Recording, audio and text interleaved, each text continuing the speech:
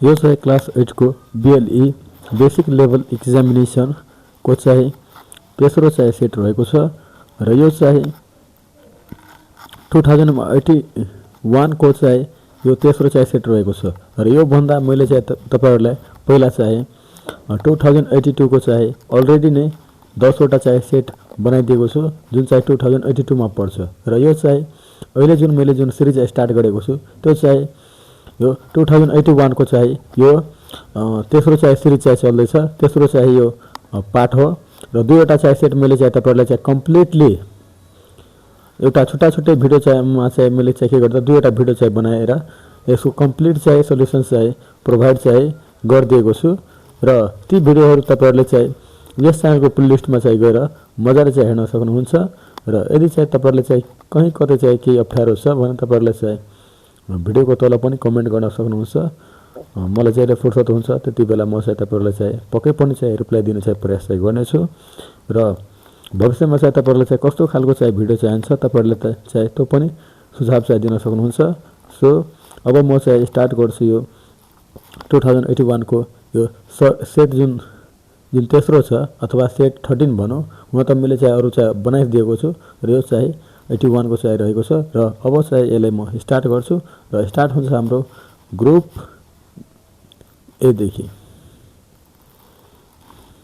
र group A देखि चाहिँ स्टार्ट हुन्छ जुन चाहिँ भेरी सर्ट आन्सर क्वेशन चाहिँ रहेको छ र यहाँ चाहिँ ग्रुप ए मा चाहिँ पहिलो क्वेशन रहेको छ which gland is known as the master gland of the human body त्यो चाहिँ भन्न खोजेको छ र मानव शरीरको चाहिँ कुन ग्रन्थीलाई चाहिँ गुरु ग्रन्थी भनिन्छ र यसको चाहिँ आन्सर लेख्दाखेरि the pituitary gland is known as the master gland of the human body अब पिट्युटरी ग्ल्यान्डलाई चाहिँ के भन्छ त पिट्युटरी जुन ग्ल्यान्ड छ त्यसलाई चाहिँ के भन्छ त master gland of the human body त्यो भनिन्छ ल अब अर्कोतिर चाहिँ हेरौ यो 2 नम्बरमा what is the main function of urethra भन्छ अब युरेथ्रा को चाहिँ मेन चाहिँ फंक्शन के हो त यसको चाहिँ मुख्य चाहिँ काम चाहिँ के हो त कार्य चाहिँ के हो त त्यो चाहिँ लेख्न भनिरहेको छ र urethra provides a way for urine to come out of our body अब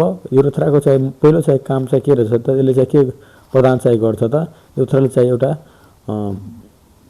प्रोवाइड गर्छ के त अ वे फर युरिन जुन हाम्रो जुन पिसाब हुन्छ त्यसलाई चाहिँ के गर्छ त हाम्रो शरीरबाट चाहिँ बाहिर निस्किन चाहिँ युरेथ्राले चाहिँ सहयोग गर्छ एउटा चाहिँ बाटो चाहिँ दिन्छ दिशा पिसाबलाई निस्किनको लागि ल अब यहाँ छ 3 नम्बरमा introduce community health in a sentence अब सामुदायिक स्वास्थ्यलाई चाहिँ एक वाक्यमा चाहिँ परिभाषित गर्नुहोस् अथवा परिभाषा लेख्नुहोस् त्यो चाहिँ भनिराखेको छ र अब चाहिँ यहाँ चाहिँ यसको चाहिँ आन्सर लेख्दाखेरि कम्युनिटी हेल्थ भनेको सामुदायिक स्वास्थ्य र यो चाहिँ जुन मैले 12 वटा सेट चाहिँ अहिले चाहिँ जुन अलरेडी चाहिँ सल्युसन गरिसकेको छु त्यसमा चाहिँ यो क्वेशनहरु चाहिँ धेरै नै रिपिट भइसकेको छ र म चाहिँ तपाईहरुले चाहिँ पटक पटक चाहिँ तपाईहरुले चाहिँ के भन्छु त तपाईहरुले चाहिँ जहिले पनि यस्ता खालको जुन मेन क्वेशन्सहरु छ त्यो चाहिँ याद गर्ने प्रयास चाहिँ गर्नु होला यदि तपाईहरुले चाहिँ अहिलेदेखि चाहिँ याद गर्ने बानी चाहिँ बसाल्नु भयो भने तपाईहरुले चाहिँ परीक्षामा चाहिँ राम्रो मार्क्स चाहिँ स्कोर गर्न सक्नुहुनेछ भन्ने मैले चाहिँ आशा बोकेको छु र यस्तै खालका भिडियोहरु चाहिँ म तपाईहरुको चाहिँ लिएर चाहिँ आउने छु सो तपाईहरुलाई चाहिँ यसलाई चाहिँ सल्युसन गरेर चाहिँ मात्रै हुँदैन यसलाई चाहिँ पढ्ने काम गर्नुहोस् याद गर्ने काम गर्नुहोस् र कहीं कतै यताउति अप्ठ्यारो छ भने तपाईहरुले चाहिँ कमेन्ट पनि गर्न सक्नुहुन्छ म त्यसलाई चाहिँ समाधान गर्ने पनि प्रयास गर्छु र यो जुन क्लास 8 को जुन बोर्ड प्रिपरेसन छ त्यसमा चाहिँ केही ढिला सुस्ती नगर्नुहोस् र यसमा चाहिँ तपाईहरुले चाहिँ मेहनत गरेर नै चाहिँ तपाईहरुले चाहिँ यसको प्रिपरेसन गर्नुहोस् ल अब अगाडि बढौ community health is a medical practice अब कम्युनिटी हेल्थ चाहिँ के हो त एउटा के त मेडिकल चाहिँ प्र्याक्टिसेस हो ल which focus on people wellbeing अब यसले चाहिँ के गर्छ यो त भयो के त एउटा मेडिकल प्र्याक्टिस हो जसले चाहिँ केमा चाहिँ आधारित हुन्छ केमा चाहिँ केन्द्रित हुन्छ त केमा चाहिँ फोकस गर्छ त अन पिपल वेलबिङ अब चाहिँ मान्छेहरु चाहिँ कसरी राम्रो हुन्छ त्यो चाहिँ रोगहरुबाट चाहिँ कसरी बच्छ इन पार्टिकुलर जियोग्राफिकल एरिया अब कुनै एउटा निश्चित भौगोलिक क्षेत्रको निश्चित चाहिँ ठाउँको मान्छेहरु चाहिँ कसरी चाहिँ स्वस्थ रहन्छ भन्ने कुरामा चाहिँ जोड दिन्छ कसले त यो हाम्रो कम्युनिटी हेल्थले त्यो चाहिँ भयो हो अब कम्युनिटी हेल्थले चाहिँ यसमै चाहिँ ध्यान दिएर चाहिँ के गर्छ त, यसमै नै चाहिँ आधारित भएर चाहिँ यसले चाहिँ कार्य चाहिँ गर्छ। यो चाहिँ कम्युनिटी हेल्थको चाहिँ भयो र लागु अब 4 नम्बरतिर।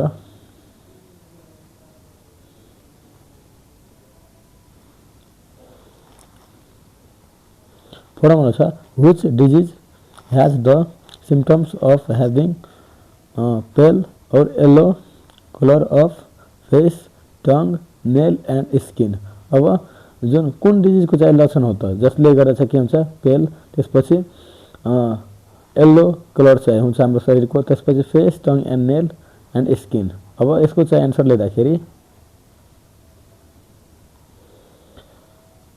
Anaemia has the symptoms of having pale, त्यसपछि or yellow colour of face, tongue, nail and skin. त्यो चाहिँ यसको चाहिँ एन्सर हुन्छ एनिमिया। र एनिमिया चाहिँ तपाईको चाहिँ रेड ब्लड सेल्सको चाहिँ कमी भयो, त्यसले गर्दा पनि हुन्छ, कमी चाहिँ भएमा। र भिटामिनको चाहिँ कुरा गर्ने हो भने यो जुन एनिमिया जुन छ त्यो चाहिँ भिटामिन सी को कारणले गर्दा चाहिँ लाग्छ। हाम्रो शरीरमा चाहिँ भिटामिन सी को चाहिँ कमी भयो भने यो एनिमिया चाहिँ लाग्ने गर्दछ भने मैले चाहिँ तपाईहरुले चाहिँ बेसिक कुरा भनिदिए। ल अब 5 नम्बरमा छ mention any one important aspect to be considered for protecting consumer health.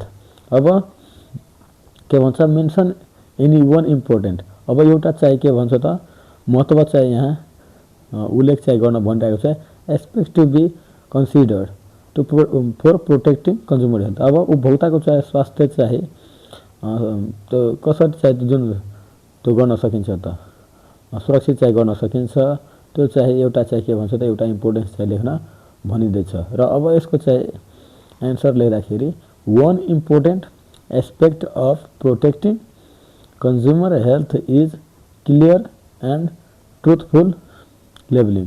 अब जुन उपभोक्ताको जुन स्वास्थ्य छ, उपभोक्ताको जुन छ नि स्वास्थ्य भयो, उपभोक्ताको चाहिँ कसरी चाहिँ विश्वास जित्ने त त्यो कुराहरू चाहिँ कसरी चाहिँ त्यो गर्न सकिन्छ त त्यो के भन्छ क्लियर एन्ड ट्रुथफुल लेबलिङ। अब क्लियर सफा रूपमा चाहिँ लेख्नुपर्छ, यसमा यो चाहिँ इन्ग्रेडिएन्ट चाहिँ प्रयोग भएको छ, योबाट चाहिँ बनेको छ, त्यो चाहिँ भयो क्लियर हरेक कुराहरू चाहिँ।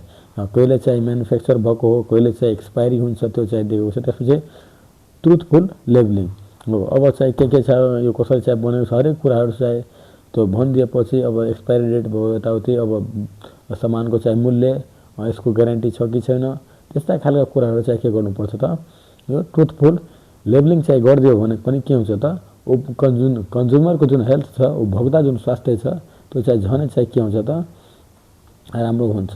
ल अब यहाँ छ 6 नम्बरमा विच भाइरस काउजेज एड्स। अब कुन भाइरसले गर्दा चाहिँ के हुन्छ त जीवाणुले गर्दा चाहिँ एड्स चाहिँ लाग्छ त। अब यसको चाहिँ एन्सर लेख्दाखेरि AIDS is caused by human immunodeficiency virus. अब यो चाहिँ केले गर्दा चाहिँ लाग्छ त जुन एड्स जुन केले गर्दा चाहिँ लाग्छ त ह्युमन इम्युनोडेफिसियन्सी के भन्छ ह्युमन इम्युनो डिफिसियन्सी भाइरसले गर्दा चाहिँ के हुन्छ एचआइभीले गर्दा चाहिँ के हुन्छ त एचआइभी जब लाग्छ त्यसले गर्दा चाहिँ के हुन्छ त यो एड्स हुन्छ। त्यो चाहिँ भयो एचआइभीले गर्दा चाहिँ के हुन्छ त एड्स लाग्छ। अब 7 नम्बर छ वाट इज प्रिन्ट मेकिङ। त्यसपछि राइट इन अ सेन्टेन्स। अब प्रिन्ट मेकिङ चाहिँ भनेको के हो यो चाहिँ तपाईलाई चाहिँ जुन आर्ट छ त्यो च्याप्टरबाट सोधिएको छ। आर्ट जति च्याप्टरहरू जुन पढ्छ जस्तै क्ले आर्ट, कार्भिङ मेथड जुन चाहिँ तपाईहरुले चाहिँ पढिसक्नु भएको छ हो, त्यो ती च्याप्टरहरूबाट चाहिँ यस्ता खालका क्वेसनहरू चाहिँ सोधिन्छ जुन चाहिँ यो चाहिँ सबभन्दा लास्टमा चाहिँ पढ्ने खालको च्याप्टरहरू हुन्। र अब यसको चाहिँ एन्सर लेख्दाखेरि print making is the process. अब प्रिन्ट मेकिङ चाहिँ के हो त एउटा प्रक्रिया हो अफ के को त क्रिएटिङ निर्माण गर्ने के को त आर्ट। अब यो कलाको निर्माण गर्ने एउटा चाहिँ के हो त प्रक्रिया हो वर्क्स बाई प्रिन्टिङ। अब के द्वारा चाहिँ के गर्छ त कसरी चाहिँ काम गर्छ त प्रिन्टिङ नर्मली। अब सामान्यतः रूपमा चाहिँ यसले चाहिँ के गर्छ त प्रिन्टिङ गर्ने काम गर्दछ। र अब चाहिँ अगाडि चाहिँ बढौँ।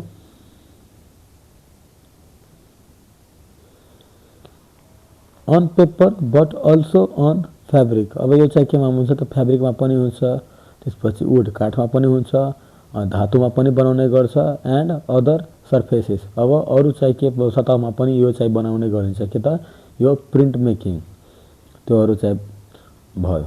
ल अब यो चाहिँ छ 8 नम्बरमा name any two things used for constructions. अब कन्स्ट्रक्सनमा चाहिँ प्रयोग हुने दुईवटा चाहिँ वस्तुहरू लेख्नुहोस्। अब यसको चाहिँ एन्सर लेख्दाखेरि any two things used for constructions work are, construction work पनि तपाईँहरूले चाहिँ सोध्न सकिन्छ अथवा कन्स्ट्रक्सन सिधै तपाईँले सोध्न सक्छ। जे भए पनि तपाईँले कन्स्ट्रक्सन र कन्स्ट्रक्सन जुन वर्क छ हो त्यसमा चाहिँ त्यस्तो खालको चाहिँ प्रश्नहरू चाहिँ सोध्यो भने तपाईँहरूले चाहिँ सिमिलर खालको नै एन्सर चाहिँ लेख्नुपर्ने हुन्छ। र अब चाहिँ मैले चाहिँ यसको एन्सर लेख्दाखेरि any two things used for constructions are given below. अब यहाँ छ पहिलो कन्स्ट्रक्सन वर्कमा चाहिँ अथवा कन्स्ट्रक्सनमा चाहिँ के प्रयोग हुन्छ त, अथवा घर निर्माणको चाहिँ त्यो के भन्छ घर निर्माण गर्दाखेरि अथवा कुनै बिल्डिङ भयो, भवन भयो, ठुल्ठुलो खालको प्रोजेक्टहरू भयो हो त्यस्तो खालको काम गर्नमा के कस्ता खालको चाहिँ वस्तुहरू चाहिँ प्रयोग हुन्छ त, ती वस्तुहरूको चाहिँ नाम लेख्दाखेरि तपाईँहरूले चाहिँ यसरी चाहिँ लेख्न सक्नुहुन्छ। पहिलो त भयो ब्रिक, यो इँटाको प्रयोग गर्छ। त्यसपछि कङ्क्रिट, यसमा बालुवागट्टी पनि चाहिन्छ हो त्यो चाहिँ भयो। ल अब 9 नम्बरमा छ। अब यो चाहिँ लामो जस्तै नै देखिन्छ तर यो चाहिँ ग्रुप एमा चाहिँ सोधिने भएकाले चाहिँ यसको एन्सर चाहिँ तपाईँहरूले चाहिँ के गर्नुपर्छ त अलि छोटो पारेर नै लेख्नुपर्छ, त्यति लामो पनि लेख्नु हुँदैन। यो क्वेसन मात्रै लामो छ तर यसको एन्सर चाहिँ लेख्दा के गर्नुपर्छ त छोटकरीमा नै लेख्नुपर्ने हुन्छ। ल अब यसको चाहिँ क्वेसन पहिला बुझ्यो। A structured group of 7 notes. अब के छ त स्ट्रक्चर ग्रुप अफ 7 नोट्स जुन छ नि सा रे ग म प ध नि त्यो चाहिँ भयो के त 7 नोट्स भयो। ल त्यसपछि छ that from the basic of ragas भन्छ। त्यसपछि which terminology is used to identify के भन्छ आइडेन्टिफाई दिस इन म्युजिक। अब केले चाहिँ यसले कुन चाहिँ टर्मिनोलोजी चाहिँ त्यो प्रयोग चाहिँ गरिन्छ त यो म्युजिकमा चाहिँ पहिचान गर्नको लागि त। अब यसको चाहिँ एन्सर लेख्दाखेरि the terminology for a structured group of 7 notes that from the basic ragas is saptak. के चाहिँ भयो त कुन टर्मिनोलोजी प्रयोग गर्छ त सप्तक चाहिँ प्रयोग गर्छ। अब जस्तै भयो सा एउटा भयो, रे दुईवटा, के भयो त सा रे गा 3 भयो, मा त्यसपछि पा त्यसपछि धा त्यसपछि नि त्यसपछि स र सारेगामा पधनि छ। यसलाई चाहिँ काउन्ट गर्नुभयो भने जम्मै 7वटा पुग्छ र त्यसलाई चाहिँ के नाम दिन सकिन्छ त एउटा टर्मिनोलोजीमा हो त्यो चाहिँ के भयो त यो सप्तक भयो 7वटा। ल अब 10 नम्बरमा छ। यो चाहिँ हाम्रो ग्रुप ए को चाहिँ लास्ट क्वेसन चाहिँ रहेको छ, त्यसपछि स्टार्ट हुन्छ ग्रुप बी। यहाँ छ how many beats is Dadra taal भन्छ। दाद्रा ताल जुन छ त्यसमा कतिवटा चाहिँ बिट्स चाहिँ हुन्छ त मेड अप अफ कतिवटा चाहिँ के भन्छ बिट्सबाट चाहिँ बनेको हुन्छ त यो दाद्रा ताल। अब दाद्रा ताल इज मेड अफ 6 बिट। अब जुन यो दाद्रा ताल छ त्यो कतिबाट चाहिँ बनेको हुन्छ त 6वटा चाहिँ बिट्सबाट चाहिँ बनेको हुन्छ। र यसरी चाहिँ हाम्रो यो ग्रुप ए को पनि क्वेसन चाहिँ सकियो र यसमा चाहिँ तपाईहरुलाई चाहिँ मैले पहिलादेखि पनि भन्दै आएको छु यसमा चाहिँ त्यति चाहिँ लङ एन्सर चाहिँ लेख्ने काम नगर्नु होला। क्वेसन जति चाहिँ लामो भए पनि तपाईहरुले चाहिँ के गर्नुपर्छ त्योबाट कुराहरू बुझेर हरेक कुराहरू चाहिँ विचार गरेर र त्यसलाई चाहिँ के गर्नु त छोटकरीमा चाहिँ लेख्ने प्रयास चाहिँ गर्नु होला। जसले गर्दा के हुन्छ तपाईहरुको पनि परीक्षामा चाहिँ समय चाहिँ बच्नेछ र त्यो समयको चाहिँ सदुपयोग केमा हुन्छ त तपाईहरुलाई ग्रुप बी मा भयो ग्रुप सी मा भयो त्यसमा चाहिँ सदुपयोग हुन्छ। त्यसैले म चाहिँ तपाईहरुलाई बारम्बार चाहिँ भन्दै आएको छु तपाईहरु चाहिँ ग्रुप ए को क्वेशन जुन छ त्यसमा चाहिँ बढी टाइम चाहिँ दिने काम नगर्नु होला। क्वेशन बुझ्नुस् बनाउँदै जानुस् र छोटकरीमा जे सोधेको छ त्यही चाहिँ ठ्याक्कै चाहिँ लेख्नुस् र अगाडि बढ्दिनुस्। मार्जिन लाइनहरु पनि कोर्ने काम गर्नु होला। त्यसका बारेमा पनि मैले चाहिँ तपाईहरुलाई अघिल्ला भिडियोहरुदेखि नै चाहिँ तपाईहरुले चाहिँ जानकारी चाहिँ गराउँदै चाहिँ आएको छु। सो तपाईहरुले चाहिँ ती कुराहरुमा पनि ध्यान दिनु भयो भने तपाईहरुले परीक्षामा चाहिँ आफूले सोचे जतिको मार्क चाहिँ obtain चाहिँ गर्न सक्नुहुन्छ प्राप्त चाहिँ गर्न सक्नुहुन्छ। र अब म चाहिँ स्टार्ट गर्छु ग्रुप बी को।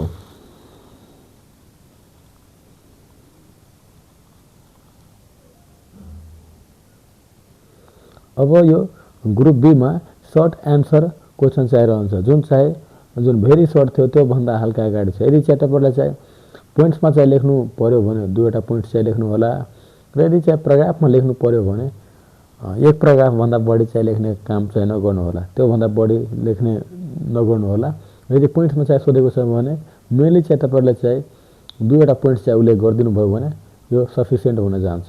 र 11 नम्बरमा छ ग्रुप बी को 11 नम्बरमा राइट एनी टु डिफरेन्सिएट अथवा डिफरेन्सेस पनि भन्छ, डिफ्रेन्सिएट पनि भन्छ। यो चाहिँ तपाईँले चाहिँ क्वेसनमा चाहिँ झुक्याउनको लागि चाहिँ दिएको हुन्छ। के भन्छ? Right any two difference.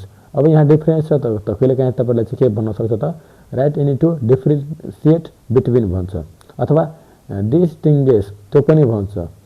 त्यो 2-3वटा जुन शब्द छ त्यसले चाहिँ तपाईँले चाहिँ झुक्याउन सक्छ।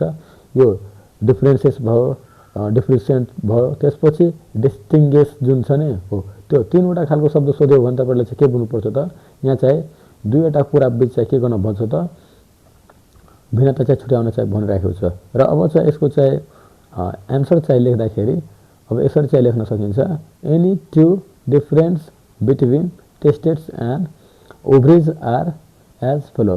अब टेस्टेड्स र ओभरी बिचमा रहेको 2वटा चाहिँ फरक यस प्रकार चाहिँ छन्। र यहाँ चाहिँ तपाईँले लेख्नु होला एसएनले सिरियल नम्बरलाई चाहिँ जनाउँछ। त्यसपछि के भनेको छ सुरुमा टेस्टेड्स, यसलाई चाहिँ यहाँ राख्नु होला, त्यसपछि सिरियल नम्बर यहाँ पनि राख्नु होला, त्यसपछि अरू के छ ओभरिज। अब यसको चाहिँ डिफरेन्सिएट चाहिँ छुट्याउँदाखेरि तपाईँले चाहिँ ससानै पोइन्टदेखि चाहिँ स्टार्ट गर्नु होला, र यसमा चाहिँ त्यति लामो लेख्ने काम पनि नगर्नु होला। मैले चाहिँ ससानो पोइन्ट लेखेर चाहिँ छिटो छिटो यसलाई चाहिँ सघाउने चाहिँ प्रयास चाहिँ गरेको छु। यता हेर्नुहोस् त 1 नम्बरमा छ it is the mail gonad. अब यो चाहिँ टेस्टेड जुन छ त्यो चाहिँ के हुन्छ त यो मेलमा चाहिँ पाउँछ, पुरुषमा चाहिँ पाउँछ यो टेस्टेड जुन छ त्यो। र ओभरी जुन छ it is the female gonad भन्छ, यो चाहिँ फिमेलमा चाहिँ पाउने खालको हो त। यो ओभरी चाहिँ फिमेलमा महिलामा पाउँछ र यो टेस्टेड जुन छ त्यो चाहिँ पुरुषमा पाउँछ। अब 2 नम्बरमा छ it requires 2 degree Celsius temperature. अब यसलाई चाहिँ टेस्टेड जुन छ त्यसलाई चाहिँ कति डिग्री सेल्सियस चाहिन्छ त 2 डिग्री सेल्सियस, 2 डिग्री सेल्सियस चाहिँ चाहिन्छ less than the body to produce sperm. अब एउटा चाहिँ जुन छ नि हर्मोन जुन छ वीर्य चाहिँ उत्पादन गर्नको लागि कति डिग्री सेल्सियस चाहिन्छ त कम्तीमा पनि यो टेस्टेडलाई 2 डिग्री सेल्सियस टेम्परेचरमा चाहिँ यो मेन्टेन चाहिँ गर्न सकिन्छ यो स्पर्मलाई भन्न खोजेको छ। त्यसपछि it produces ovary at body temperature. अब जुन ओभरी जुन छ त्यो चाहिँ कतिमा चाहिँ उत्पादन हुन्छ त त्यो महिलाको चाहिँ शरीरमा त यो चाहिँ बडी टेम्परेचर। अब मान्छेको जुन नर्मल टेम्परेचर जुन छ त्यो चाहिँ कति छ 37 डिग्री सेल्सियस चाहिँ रहेको छ हो। 30 डिग्री सेल्सियसमा पनि के हुन्छ त यो महिलामा चाहिँ ओभरी चाहिँ प्रोड्युस हुन्छ। तर जुन पुरुष छ त्यसको लागि कति चाहिन्छ त 2 डिग्री सेल्सियस टेम्परेचर चाहिन्छ less than the body to produce sperm, यो चाहिँ भन्न खोजिएको छ। ल अब अर्कोतिर चाहिँ लागेको 12 नम्बरमा छ what do you do to manage stress. अब तपाईँले चाहिँ तनाव चाहिँ व्यवस्थापन गर्नको लागि तपाईँले के चाहिँ गर्नुहुन्छ त। अब mention any two constructive measures भन्छ। अब तपाईँले चाहिँ यो तनाव चाहिँ कसरी चाहिँ व्यवस्थापन चाहिँ गर्नुहुन्छ, कसरी यसलाई चाहिँ नियन्त्रण चाहिँ गर्नुहुन्छ, र 2वटा चाहिँ के भन्छ कन्स्ट्रक्टिभ मेजर्स 2वटा चाहिँ उपाय चाहिँ लेख्न चाहिँ भनिँदैछ। र अब पहिला यसको चाहिँ प्याटर्न मिलाऊ, त्यसपछि लाग्छु यसको एन्सरतिर। र यसको प्याटर्न मिलाएर चाहिँ उत्तर लेख्दाखेरि एनी टु कन्स्ट्रक्सन के भन्छ constructive measures to manage stress are given below. अब 2वटा चाहिँ कन्स्ट्रक्टिभ जुन छ नि मुख्य खालको जुन उपाय छ त्यो तनावलाई चाहिँ म्यानेज गर्ने त्यो चाहिँ यस प्रकार चाहिँ तल चाहिँ दिएको छ। र त्यसपछि अब म यसलाई चाहिँ व्याख्या गर्छु 2वटा पोइन्ट्सलाई। अब पहिलो खालको जुन छ अब म चाहिँ यसमा चाहिँ बढी चाहिँ प्रयोग गर्ने भनेको म चाहिँ जुन पर्सनली चाहिँ प्रयोग गर्छु यो स्ट्रेसलाई चाहिँ कम तनावलाई चाहिँ कम गर्नको लागि म जुन व्यक्तिगत रूपमा चाहिँ प्रयोग गर्छु त्यो चाहिँ मैले यहाँ लेखेको छु। जुन पहिलो नम्बर छ at the end of each day. अब हरेक दिनको चाहिँ अन्त्यमा, अन्त्य भनेको हरेक दिनको अन्त्य चाहिँ बिहानदेखि चाहिँ हाम्रो चाहिँ दिनको सुरुवात चाहिँ हुन्छ भने रातिमा गएर चाहिँ के हुन्छ त हामी कहिले चाहिँ फ्री हुन्छ त रातिमा चाहिँ 8-9 बजे 10 बजे चाहिँ के फ्री हुन्छ अथवा 7-8 बजे चाहिँ फ्री हुन्छ हो। अब हामी चाहिँ के गर्नुपर्छ at the end of each day प्रत्येक दिन चाहिँ के गर्नुपर्छ त take a moment to think. अब दिनभरिमा चाहिँ के गर्यो त्यसको बारेमा पनि के गर्नुपर्छ त सोच्नुपर्छ। About what you have accomplished. अब तपाईँले चाहिँ के गर्नुभयो, के गर्नु पर्दैन थियो हो त्यसको बारेमा चाहिँ अब के गर्न बाँकी छ त्यसको बारेमा पनि चाहिँ के गर्नु सकिन्छ त यो सोचेर त्यसको बारेमा चाहिँ तर्कहरू दिएर त्यसको बारेमा चाहिँ विश्लेषण चाहिँ गरेर त्यो चाहिँ के गर्न सकिन्छ त यो स्ट्रेसलाई चाहिँ कम गर्न सकिन्छ। अब मैले चाहिँ आज चाहिँ दिनभरिमा मैले के गरेँ त, मलाई के गर्नु पर्दैन थियो त, मेरो चाहिँ के मिस्टेक भयो त हो, अब मलाई चाहिँ के गर्न बाँकी छ र मिस्टेक भयो भने अब म यसलाई चाहिँ कसरी चाहिँ त्यो गर्छु कि भोलिदेखि चाहिँ यस्तै खालको मिस्टेक नहोस् हो। त्यस्ता खालका कुराहरूमा चाहिँ ध्यान दियो भने पनि चाहिँ के हुन्छ त व्यक्तिगत रूपमा चाहिँ तनावलाई कम गर्न सकिन्छ। र 2 नम्बरमा छ set goals for your day week and month. के भन्छ अब तपाईँले चाहिँ कुनै गोल लिनुहुन्छ त्यसलाई चाहिँ के गर्नुहोस् त एउटा चाहिँ जस्तै 1 दिनको चाहिँ गोल सेट गर्नुहोस् अथवा 1 हप्ताको गोल सेट गर्नुहोस् एन्ड मन्थको। अब तपाईँले चाहिँ कुनै गोल जुन सेट गर्नुहुन्छ अब के भन्छ narrowing your views can help you feel more in control of the moment and long term task. अब यो यदि चाहिँ तपाईँले चाहिँ कुनै कामलाई चाहिँ दिनमा हप्तामा महिनामा बाँडेर चाहिँ तपाईँले चाहिँ क्लासिफिकेसन चाहिँ गरेर चाहिँ गर्नुभयो भने तपाईँलाई चाहिँ के हुन्छ त यो जुन के भन्छ जुन स्ट्रेस छ त्यो पनि चाहिँ के हुन्छ त कम चाहिँ हुन्छ। त पहिलो चाहिँ जुन थियो at the end of the each day तपाईँले चाहिँ के गर्नुपर्छ त जुन दिनको चाहिँ अन्त्यमा पनि चाहिँ के गर्नुपर्छ त तपाईँहरूले चाहिँ के चाहिँ गर्नुभयो, के चाहिँ गर्नु पर्थ्यो, के चाहिँ गर्न बाँकी छ, आज मैले चाहिँ गरेको मिस्टेक्स चाहिँहरू चाहिँ के छ त्योहरू चाहिँ के एनालाइसिस गरेर त्यो चाहिँ छुट्याउनु पर्छ। त्यसपछि अर्को जुन चाहिँ मैले भने नि सेट चाहिँ गोल अब एउटा चाहिँ के गर्नु त एउटा लक्ष्य चाहिँ बनाउनुहोस् जसले चाहिँ के हुन्छ त 1 दिनको लागि पनि हुनसक्छ, 2 दिनको लागि पनि हुनसक्छ, 1 हप्ताको लागि हुनसक्छ, महिनाको लागि हुन्छ। त्यसरी चाहिँ तपाईँले चाहिँ कुनै कार्यलाई कुनै जुन प्रोजेक्ट छ त्यसलाई चाहिँ बाँडेर चाहिँ काम गर्नुभयो भने पक्कै पनि चाहिँ के हुन्छ त स्ट्रेसबाट चाहिँ बाँच्न सकिन्छ। किनभने धेरै जसो चाहिँ समस्याहरू चाहिँ केले गर्दा हुन्छ त तपाईँको जुन काम गर्ने जुन शैली छ, तपाईँको रहन सहन जुन छ, तपाईँले चाहिँ कुनै चाहिँ टार्गेट लिनुहुन्छ र समयमा चाहिँ पुरा गरिँदैन भने त्यसले गर्दा पनि चाहिँ के हुन्छ त यो जुन व्यक्तिहरूमा चाहिँ के हुन्छ त स्ट्रेसको चाहिँ समस्या चाहिँ देख्न चाहिँ सकिन्छ। र यति सम्झाइसकेपछि अब म लाग्छु 30 नम्बरतिर। र 30 नम्बरमा चाहिँ के दिएको छ obesity is the result of unhealthy lifestyle and wrong eating habits justify. अब जुन मोटोपना जुन छ त्यो चाहिँ के को परिणाम हो त अब अनहेल्दी अस्वस्थकर चाहिँ लाइफस्टाइल चाहिँ भयो जिन्दगीले गर्दा चाहिँ अनहेल्दी चाहिँ त्यो बाँच्ने चाहिँ जीवनशैली भयो भने त्यसले गर्दा एन्ड रङ इटिङ जुन ह्याबिट छ नि त्यो चाहिँ भयो। अब खाना खाने बानीमा पनि कन्ट्रोल हुँदैन, अब त्यो जङ्क फुड भयो त्योहरू खाइदियो भने पनि के हुन्छ त यस्ता खालको जुन ब्याड ह्याबिटहरू जुन हुन्छ त्यसले गर्दा पनि के हुन्छ त मान्छेमा चाहिँ एउटा मोटोपना चाहिँ के हुन्छ त्यसको केसेस चाहिँ बढ्छ। अब यही भनाइलाई चाहिँ के गर्न भन्छ त जस्टिफाई चाहिँ गर्न भन्छ। अब यो भनाइलाई चाहिँ पुष्टि गर्नुहोस् र यो चाहिँ पुष्टि चाहिँ तपाईँहरूले चाहिँ यो यसरी चाहिँ मैले चाहिँ 1 प्याराग्राफमा चाहिँ गरिदिएको छु र तपाईँहरूलाई चाहिँ जहिले पनि जस्टिफाई गर्ने प्रश्नहरूमा चाहिँ लोजिक दिनु होला। त्यसमा हरेक कुराहरूलाई चाहिँ के गर्नु त सेन्टेन्सहरू ससानै बनाउने काम गर्नु होला। तर जे जति चाहिँ तपाईँहरूले चाहिँ प्रश्नमा जुन सोधिएको छ त्यसलाई चाहिँ जुन छ नि मेन जुन मूल भाव छ त्यसलाई चाहिँ बिर्सिने काम चाहिँ नगर्नु होला। जे चाहिँ तपाईँहरूले चाहिँ सोधेको छ त्यसरी चाहिँ तपाईँहरूले त्यसलाई नै चाहिँ केलाएर त्यसलाई नै विश्लेषण व्याख्या गरेर अगाडि चाहिँ बढ्नुपर्ने हुन्छ। र हाम्रो जुन यता जुन सब्जेक्ट छ त्यो चाहिँ के छ ओबेसिटी। अब यो चाहिँ हुनुको कारण चाहिँ के छ पहिलो जुन की पोइन्ट छ अनहेल्दी लाइफस्टाइल बाँच्ने शैली चाहिँ राम्रो भएन भने चाहिँ के हुन्छ मान्छेमा चाहिँ मोटोपना आउँछ। त्यसपछि रङ इटिङ ह्याबिट अब खराब जुन भोजन खाना खाने बानीले गर्दा पनि चाहिँ के हुन्छ त यो चाहिँ जुन फुडको जुन सेलेक्सन खानाको जुन चयन हुन्छ त्यो चाहिँ राम्ररी चाहिँ फलो हुँदैन भने अथवा खाना खाने बानी चाहिँ नराम्रो भयो भने पनि के हुन्छ ओबेसिटी आउँछ। अब यो 2वटा कुरालाई चाहिँ ध्यानमा चाहिँ राखेर अब यसको चाहिँ एन्सर चाहिँ लेख्दा यसरी चाहिँ लेख्न सकिन्छ। यता छ obesity is the result of consuming more calories. अब धेरै मात्रामा चाहिँ क्यालोरिज चाहिँ कन्ज्युमिङ चाहिँ गर्यो भने, धेरै मात्रामा चाहिँ क्यालोरी चाहिँ शरीरले चाहिँ ग्रहण गर्न सक्यो भने त्यसले गर्दा चाहिँ के हुन्छ, देन द बडी एक्सपेन्ड्स प्राइमरली। अब बडी चाहिँ के हुन्छ, एक्सप्यान्ड हुन्छ। अब बडी पनि चाहिँ के हुन्छ, त्यो हुन्छ जुन हाम्रो शरीरमा जुन हुन्छ नि त्यो फ्याट चाहिँ के हुन्छ, जम्मा हुन थाल्छ। अब मान्छे चाहिँ मोटो हुन थाल्छ। त्यसपछि due to wrong eating habits and unhealthy lifestyle that include के भन्छ, फिजिकल इनएक्टिभिटी।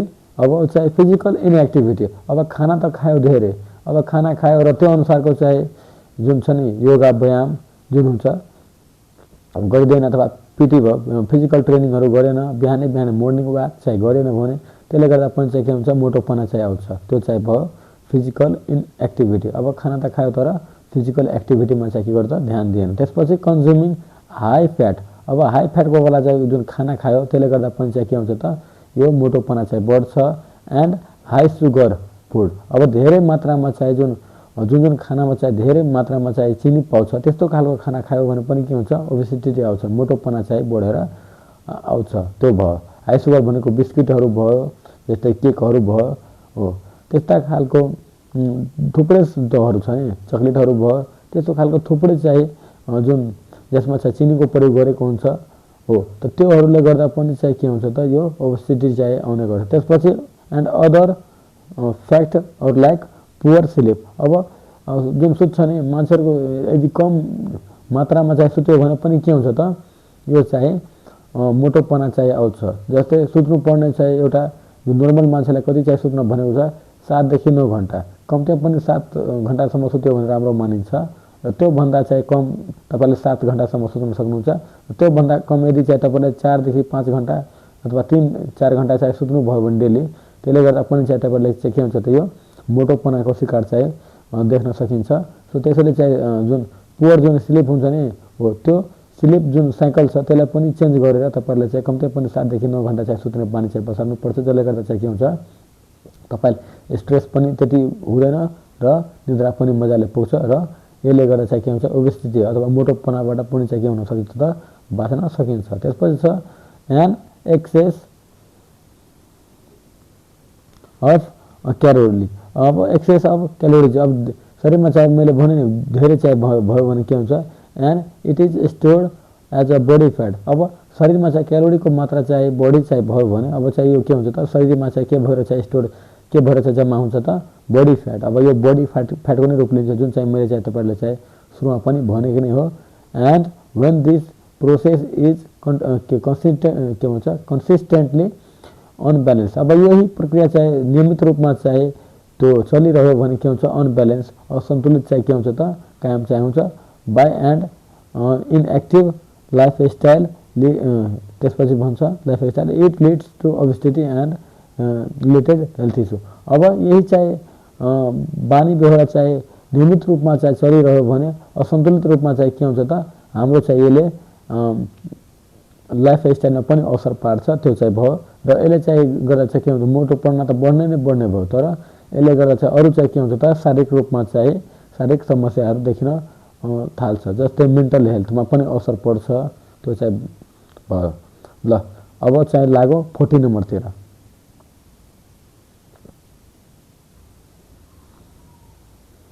40 नम्बरमा दिएको छ यता 40 number, briefly introduce ABC method of first aid. अब एबिसी मेथडलाई चाहिँ जुन छ नि प्राथमिक उपचारमा जुन प्रयोग गरिन्छ, हो त्यो एबिसी मेथडलाई चाहिँ ब्रिफमा चाहिँ के भन्छ त, व्याख्या चाहिँ अथवा परिचय चाहिँ दिन भनिराखेको छ। ल अब चाहिँ यसको चाहिँ एन्सर लेख्दाखेरि एबिसी स्ट्यान्ड फर के जान्छ त, ए भनेको एयरवे के हुन्छ,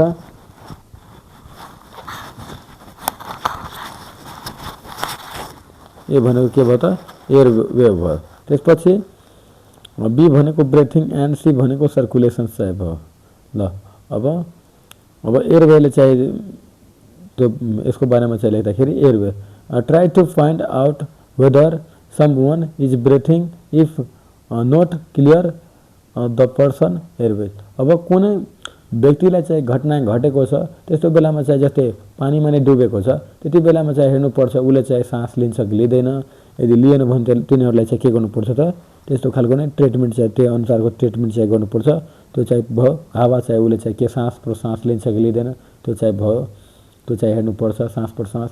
अथवा कसैलाई चाहिँ एक्सिडेन्ट भयो, धेरै घाम छ, त्यस्तो बेलामा चाहिँ के गर्नुपर्छ त जुन छहिरो खालको छ जहाँ चाहिँ रुखहरू छ त्यहाँ चाहिँ के गर्नुपर्छ छहिरो ठाउँमा बसाइदिनुपर्छ, त्यो चाहिँ भन्न खोजेको छ। त्यसपछि अरू छ ब्रेथिङ। अब कुनै घटना चाहिँ घट्दा उसले चाहिँ सास लिन्छ कि लिँदैन, जस्तै धेरै यस्तो घटना हुन्छ नि जसमा के हुन्छ त जुन घाइते जुन हुन्छ, जुन भिक्टिम हुन्छ त्यसलाई चाहिँ के हुन्छ त जुन इन्जर्ड भएको हुन्छ त्यसलाई चाहिँ के हुन्छ त उसले चाहिँ राम्रो चाहिँ सास लिन चाहिँ सकिराखेको हुँदैन। त even after clearing the Airways. अब यो चाहिँ भयो। अब कहाँ के कस्तो छ त्यो चाहिँ भइसकेपछि if a person is not respiring give rescue breathing. अब चाहिँ यसले चाहिँ यदि कुनै घटना भइसके पश्चात यदि उसले चाहिँ सास प्रसास चाहिँ लिन सकिराखेको छैन भने तिनीहरूले चाहिँ के गर्नुपर्छ गिभ रेस्क्यु ब्रेथिङ। अब रेस्क्यु भनेको जस्तै हुन्छ नि पानीमा डुब्छ त्यस्तो बेलामा चाहिँ धेरै पानी खाइहाल्यो त्यस्तो बेलामा के गर्नुपर्छ पेटमा हात राखेर जोरले चाहिँ थिच्यो भने पनि के हुन्छ पानी चाहिँ निस्किन्छ र मुखमा मुख जोडेर पनि चाहिँ के गर्छ त ब्रेथिङ चाहिँ त्यो जोड त्यो के भन्छ एउटा चाहिँ हावा चाहिँ मुखमा चाहिँ त्यो सप्लाई चाहिँ गऱ्यो भने चाहिँ के हुन्छ त बच्न सक्ने सम्भावना धेरै हुन्छ र जुन बेहोस भएको व्यक्ति हुन्छ त्यो चाहिँ छिटै नै चाँडो नै निको हुन जान्छ। त्यसपछि चाहिँ सर्कुलेसन। अब विथ रेस्क्यु। अब रेस्क्यु गरिसकेपछि ब्रेथिङ डु चेस्ट। अब के गर्नु छ त ब्रेथिङ जुन छ नि छाती त्यो भयो, छातीमा चाहिँ के गर्नुपर्छ त सास प्रसासको चाहिँ सप्लाई चाहिँ गराउनुपर्छ, मुखमा मुख जोडेर त्यो जुन हुन्छ नि फुक मार्छ हावाले त्यो दिन्छ। त्यसपछि छ कम्प्रेसन्स टु रिस्टोर ब्लड। त्यसपछि circulation still if the person is not respiration. यदि चाहिँ उसले चाहिँ रिस्पोन्स चाहिँ गरिरहेको छैन भने त्यसपछि चेक द पल्स। अब नाडी पनि हेर्नुपर्छ। अब त्यसको चाहिँ नसाहरू चाहिँ चलिरहेको छ छैन, ब्लड सर्कुलेसन चाहिँ शरीरमा भएको छ छैन। हातको जुन कलाई छ रिङ्कल छ त्यो चाहिँ हेरेर त्यो थामेर पनि थाहा पाउन सकिन्छ अब यो व्यक्तिको चाहिँ के कसो भएको छ। If the patient hurt that stop. यदि चाहिँ व्यक्तिको चाहिँ जुन मुटु छ त्यो चाहिँ धड्किँदैछ भने बुझ्नुपर्छ यो राम्रै छ। यदि चाहिँ धड्किन चाहिँ बन्द भएको छ भने पर्फर्म चेस्ट कम्प्रेसन। अब त्यस्तो बेलामा चाहिँ छाती कम चाहिँ त्यो भएको छ भने त्यस्तो बेलामा के गर्नुपर्छ त छातीको जुन छातीमा पनि के गर्नुपर्छ एउटा जुन कम्प्रेसन छ त्यो चाहिँ दिनुपर्छ हो, त्यो चाहिँ फर्स्ट एडमा नै पर्छ। त्यसपछि चाहिँ यता 15 नम्बरमा write any two differences between physical exercise and drill. अब फिजिकल शारीरिक व्यायाममा र अभ्यासमा र कवाजमा चाहिँ के फरक छ त त्यो चाहिँ दुईवटा चाहिँ डिफरेन्स दुईवटा चाहिँ भिन्नता लेख्न चाहिँ भनिँदैछ र यसको चाहिँ एन्सर लेख्दाखेरि any two differences between physical exercises and drill are given below. र दुईवटा चाहिँ फरक शारीरिक अभ्यास र कवाज बीच यस प्रकार छन् जुन चाहिँ तल दिएको छ र यसरी चाहिँ अब चाहिँ यसको चाहिँ डिफरेन्स लेख्दाखेरि अब यसरी चाहिँ लेख्न सकिन्छ।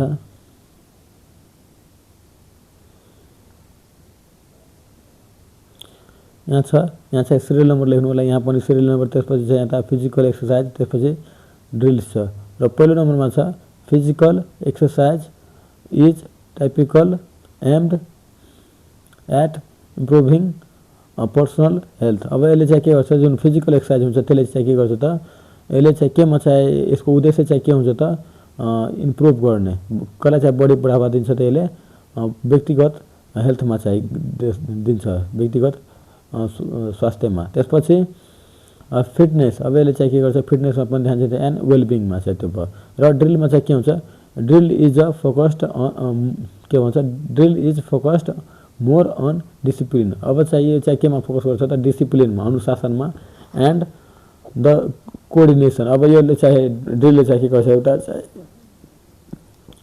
कोअर्डिनेसन जुन हुन्छ त्यसमा चाहिँ यसले चाहिँ त्यो सहयोग गर्छ of a group for military purposes. अब यो चाहिँ कसरी चाहिँ समूह बनाउने, कसरी चाहिँ एकअर्कालाई चाहिँ परिचालन गर्ने हो त्यो चाहिँ भयो। एकजनाले चाहिँ अर्को कुरा चाहिँ त्यो मान्ने त्यो खालको भावनाको पनि विकास हुन्छ केबाट त ड्रिलबाट, यो कवाजबाट। तर जुन फिजिकल एक्सर्साइज छ त्यसको चाहिँ मेन टार्गेट के छ त यसले चाहिँ पर्सनको चाहिँ स्वास्थ्य चाहिँ सुधार ल्याउँछ, त्यसपछि फिटनेसमा र वेलबिङमा चाहिँ यसले चाहिँ के गर्छ त पनि मद्दत गर्छ। त्यसपछि 2 नम्बरमा छ इट क्यान के छ भ्यारिड फ्लेक्सिबल एन्ड क्रिएटिभ त्यो छ। त्यसपछि allowing individual to choose activities that they enjoy or fit their personal goals. अब यो चाहिँ फिजिकलले चाहिँ त्यो चाहिँ गर्छ। त्यसपछि छ यसले ड्रिल्सले it is conversely uniform and structured with less room for individual variation and focusing on exact movement and timing required for military's precisions चाहिँ भन्छ। अब यो चाहिँ के को लागि चाहिँ ड्रिल जुन हुन्छ नि एउटा मिलिट्रीमा चाहिँ के कसरी चाहिँ गरिन्छ कति मात्रामा चाहिँ गराउनुपर्छ त्यो चाहिँ हरेक रुल्स एन्ड रेगुलेसनको पनि लागि चाहिँ यो चाहिँ धेरै नै महत्त्वपूर्ण छ त्यो चाहिँ भयो।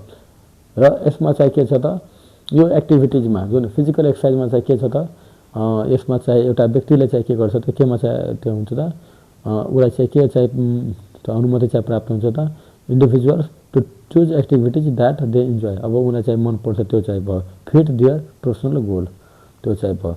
ल अब 16 नम्बर छ there is a high probability of adventurous game. अब के भन्छ यहाँ धेरै नै उच्च चाहिँ सम्भावना चाहिँ रहेको छ के को त एडभेन्चरस एक्टिभिटी यो साहसिक जुन खेलहरू छ गेमहरू जुन छ त्यसको चाहिँ के छ and sports tourism in Nepal. अब नेपालमा चाहिँ के छ त जुन यो एडभेन्चरस जुन एक्टिभिटिजहरू छ जस्तै प्याराग्लाइडिङ भयो ऱ्याफ्टिङ भयो हो त्यो भयो अरू थुप्रै छ ट्रेकिङ भयो त्यस्ता खालका त्यो भयो प्यारासुट प्याराग्लाइडिङ त मैले भन्नै दिएँ अरू थुप्रै खालको छ जस्तै बोटिङ भयो तिनीहरूलाई पनि चाहिँ के गर्न सकिन्छ त त्यो चाहिँ त्यसको धेरै नै सम्भावना चाहिँ रहेको छ। त्यसपछि स्पोर्ट्स खेलहरूमा पनि चाहिँ के छ त यसको धेरै नै यो चाहिँ यसको चाहिँ सम्भावना चाहिँ रहेको छ नेपालमा।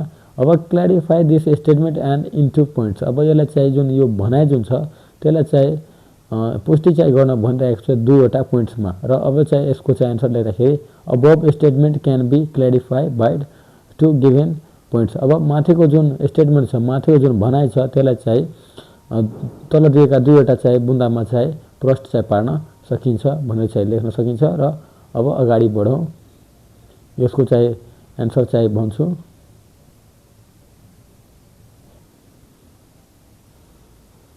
अब यहाँ चाहिँ के रहेको छ त पहिलो छ Nepal's diverse geography ranging from the Himalayas. अब नेपालको जुन जियोग्राफी छ जुन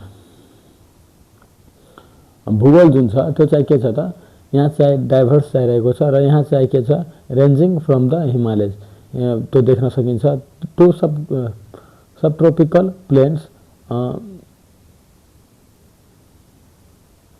अफर्स अब चाहिँ के गर्छ प्लेन अफर्स अ वाइड एरे अफ एडभेन्चरस एक्टिभिटी। अब चाहिँ के गर्छ त हिमालमा पनि यसमा चाहिँ त्यो चाहिँ गर्न सकिन्छ हिमालमा चाहिँ चढ्न सकिने खालको चाहिँ एक्टिभिटी चाहिँ गर्न सकिन्छ। त्यसपछि ट्रेकिङ पनि गर्न सकिन्छ त्यस्तो खालको थुप्रैहरू छ त्यो चाहिँ गर्न सकिन्छ केमा त यो नेपालमा। अब 2 नम्बरमा छ द न्युमरस रिभर्स। अब नेपालमा चाहिँ रिभर पनि छ रिभर चाहिँ भयो रिभर चाहिँ ऱ्याफ्टिङको लागि चाहिँ गर्न सकिन्छ त्यो पनि भयो बोटिङको लागि भयो त्यो चाहिँ भयो। त्यसपछि gorges offers white water and rafting मैले भने नि। त्यसपछि केकिङ एन्ड त्यसपछि क्यान गोनिङमा पनि चाहिँ यो चाहिँ भयो त्यसो चाहिँ लेख्न सक्नुहुन्छ। र अर्को चाहिँ जुन छ यता 17 नम्बरमा introduce blocking skill use in volleyball. अब ब्लकिङ स्किल जुन छ त्यो चाहिँ भलिबलमा प्रयोग जुन हुन्छ त्यसको बारेमा चाहिँ इन्ट्रोड्युस चाहिँ लेख्न भनिरहेको छ। र अब यसको चाहिँ एन्सर लेख्दाखेरि blocking in volleyball is a defensive skill. अब यो चाहिँ के हो त एउटा डिफेन्सिभ चाहिँ स्किल हो जहाँ चाहिँ के हुन्छ त players jump near the net. अब यो चाहिँ के हुन्छ जुन जालको निर चाहिँ के हुन्छ त जुन खेलाडीहरू हुन्छ त्यो चाहिँ के हुन्छ त उफ्रिने चाहिँ गर्छ विथ आर्म्स। अब आर्म्स अब पाखुरा एन्ड ह्यान्ड्स हातले चाहिँ गर्छ and extended to block and opponents. Opponents भनेको आफ्नोभन्दा विपरीत साइडको जुन भयो त्यसलाई अपोनेन्ट्स भन्छ विपरीत पक्ष त्यसलाई भन्छ। Spike a successful block can deflect the ball के भन्छ ब्याक इन्टु द अपोनेन्ट्स, अब त्यो चाहिँ गर्छ। ल त्यसपछि यो जुन गर्छ नि त्यो भलिबल चाहिँ उसले चाहिँ अर्कोतिर चाहिँ फाल्ने प्रयास गर्छ र उसले चाहिँ अर्कोतिर चाहिँ त्यो भलिबललाई चाहिँ फ्याँक्ने गर्छ। जस्तै हुन्छ नि फुटबलमा चाहिँ गोल गर्न खोज्छ नि, अब एउटा जुन प्रतिद्वन्दी हुन्छ उसले चाहिँ के गर्छ अरूतिर चाहिँ गोल गर्न खोज्छ र अरू जुन टिमको जुन हुन्छ त्यो चाहिँ यहाँतिर चाहिँ गोल गर्ने चाहिँ प्रयास गर्छ, त्यो चाहिँ भयो प्रतिद्वन्दी अथवा अपोनेन्ट चाहिँ भयो। द कोड फोर अफ के भन्छ पेन्ट और स्लो इट डाउन सो के भन्छ teammates can play it but it requires excellent timing, footworks and hand position and eye contact and anticipate the के भन्छ attack and avoid net violation, त्यो चाहिँ भनिएको छ। र अब यति चाहिँ बुझिसकेपछि अब लाग्यो चाहिँ यो question number 80 नम्बरतिर।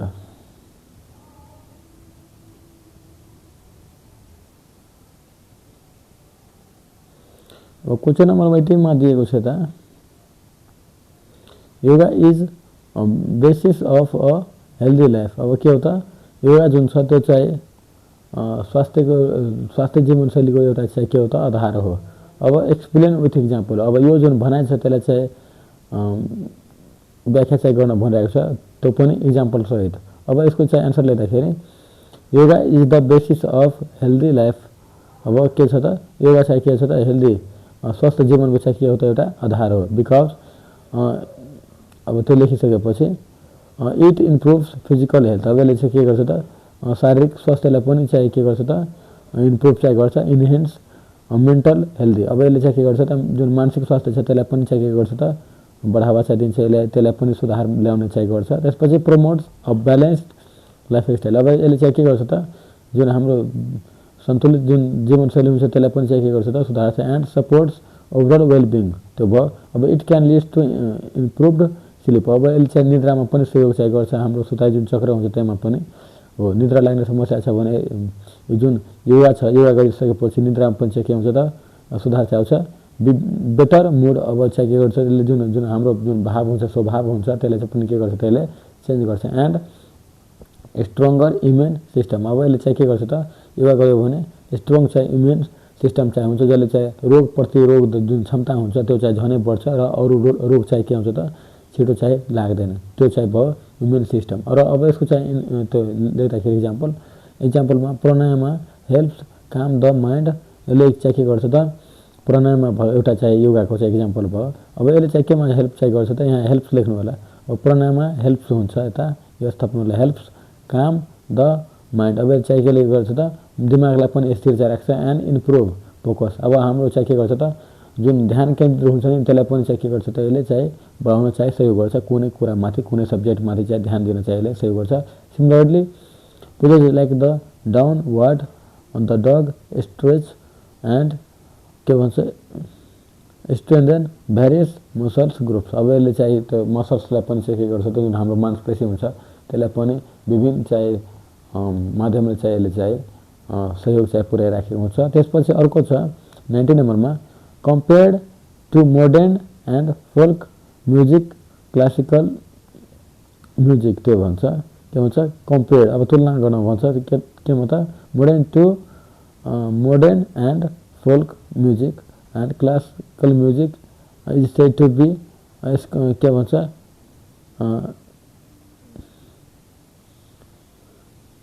Scriptural clarify this with 2 points, अब यसलाई चाहिँ त्यो भन्न यता चाहिँ त्यो भनिरहेको छ। अब यसको चाहिँ एन्सर चाहिँ लेख्दाखेरि above statement has clarified by given 2 points, अब दुईवटा पोइन्टमा चाहिँ यसलाई चाहिँ त्यो गरेको छ। अब क्लासिकल म्युजिक जुन छ क्लासिकल म्युजिक इज के भन्छ स्क्रिप्चुअल छ, स्क्रिप्चुअल त्यो भन्छ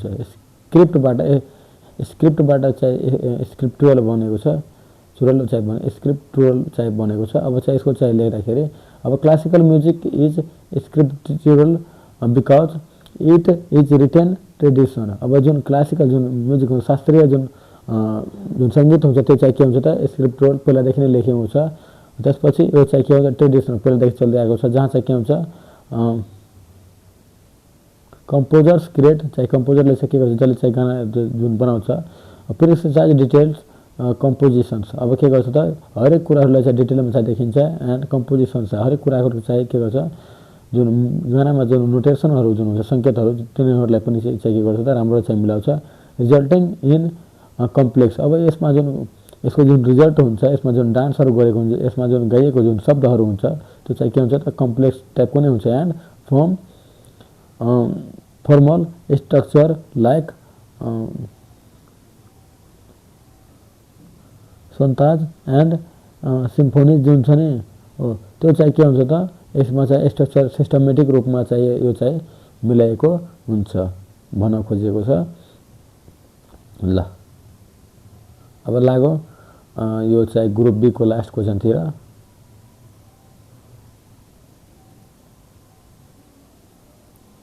अब यहाँ चाहिँ तपाईहरुले चाहिँ जुन यसको जुन छ त्यो यसको आन्सर चाहिँ तपाईहरुले चाहिँ के भन्छ यो लेखिसकेपछि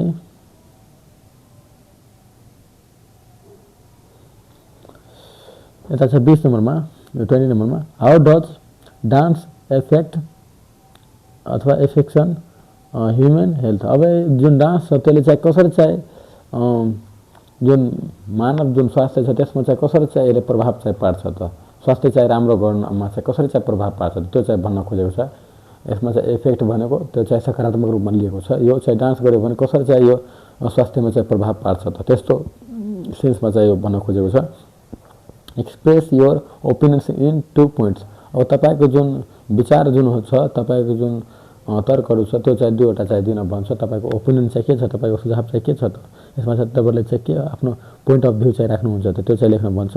अब dance effects on human health. अब चाहिँ डान्सले चाहिँ के गर्छ त मानव जीवनमा चाहिँ प्रभाव पार्छ र there are 2 opinions that are express in 2 point त्यो चाहिँ दिएको छ। अब चाहिँ यता लेखिसकेपछि अब स्ट्रक्चर मैले लेखिदिएँ। अब चाहिँ अगाडि बढौँ।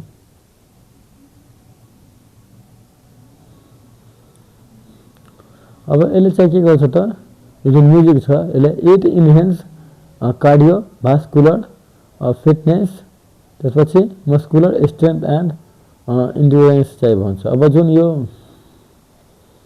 डान्स छ त्यसले चाहिँ के गर्छ त यसले चाहिँ के गर्छ त केमा चाहिँ त्यो सुधार ल्याउँछ त कार्डियोभास्कुलर त्यो चाहिँ भयो त्यसपछि फिटनेस एन्ड मस्कुलर स्ट्रेन्थ। अब मांसपेशीमा पनि यसले चाहिँ के गर्छ त स्ट्रेन्थ चाहिँ बलियो चाहिँ बनाउँछ एन्ड इन्ड्युरेन्स चाहिँ भन्छ। त्यसपछि छ 2 नम्बरमा it reduces symptoms of depression of anxiety and anxiety छ।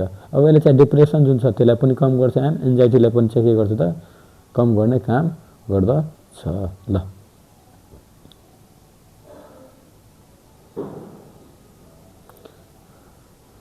अब स्टार्ट हुन्छ ग्रुप सी को र ग्रुप सी मा चाहिँ यो अलि लामो खालको देखिए पनि तपाईहरुले चाहिँ क्वेशन बुझ्नु भयो भने तपाईहरुले चाहिँ के अप्ठ्यारो चाहिँ हुन्न।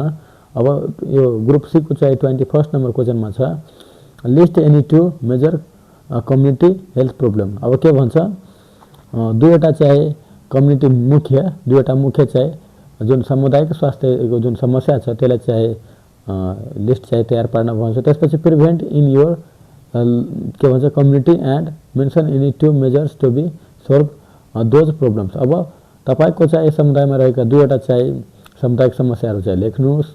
पहिला समस्याहरू लेख्नुस् अब तिनीहरूले चाहिँ कसरी चाहिँ समाधान गर्न सकिन्छ त्यसको पनि उपायहरू चाहिँ लेख्न भनिँदैछ। अब यसको चाहिँ स्ट्रक्चर चाहिँ लेख्दाखेरि पहिला जुन सामुदायिकमा जुन छ नि समस्याहरू त्यसलाई चाहिँ लेख्ने प्रयास गर्नुस्। त्यसपछि त्यसको चाहिँ कसरी चाहिँ समाधान गर्ने त्यो पनि व्यवस्था भइ नै हाल्छ।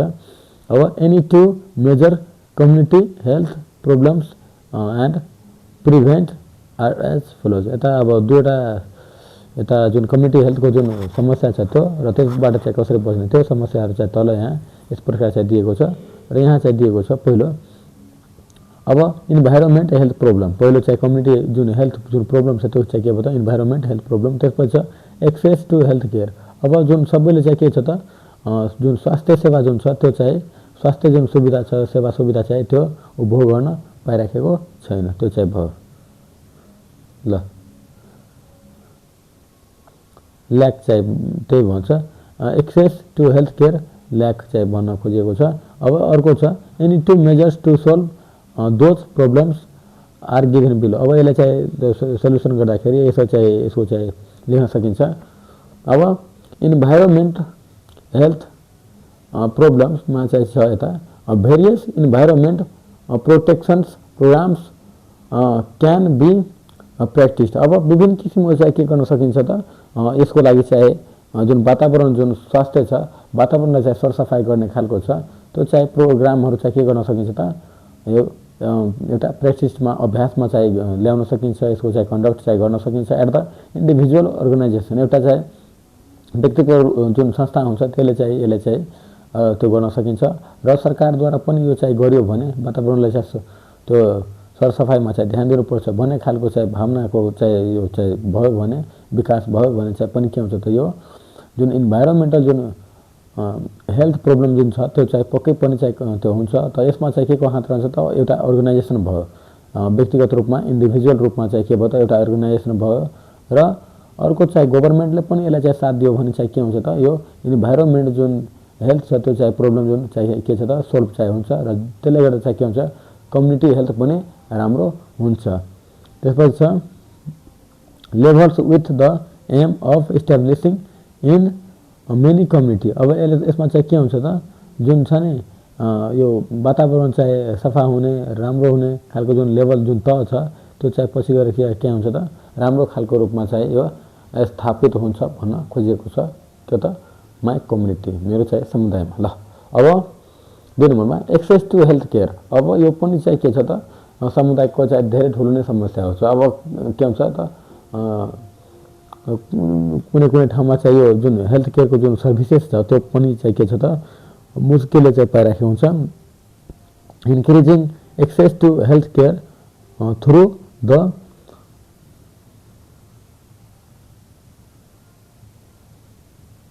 फ्र्याक्चर के भन्छ इन्फ्रास्ट्रक्चर भन्छ इन्फ्रास्ट्रक्चर भन्छ के भन्छ through health care through infrastructure and technology and implementing health education programs. अब यो चाहिँ to promotion healthy behaviours and awareness चाहिँ भयो। अब यो चाहिँ के भन्न खोज्यो यदि टेक्नोलोजीहरू भयो यो इन्फ्रास्ट्रक्चर जुन पूर्वाधारहरू छ तिनीहरूलाई चाहिँ सुधार गर्यो भने र एजुकेसन हेल्थमा पनि चाहिँ यो प्रोग्रामहरू चाहिँ गर्यो भने पक्कै पनि चाहिँ के हुन्छ त यो चाहिँ जुन कम्युनिटी हेल्थ जुन प्रब्लम छ त्यो चाहिँ समाधान हुन सक्छ भन्न खोजिएको हो। र यो चाहिँ भइसकेपछि लागु अर्कोतिर।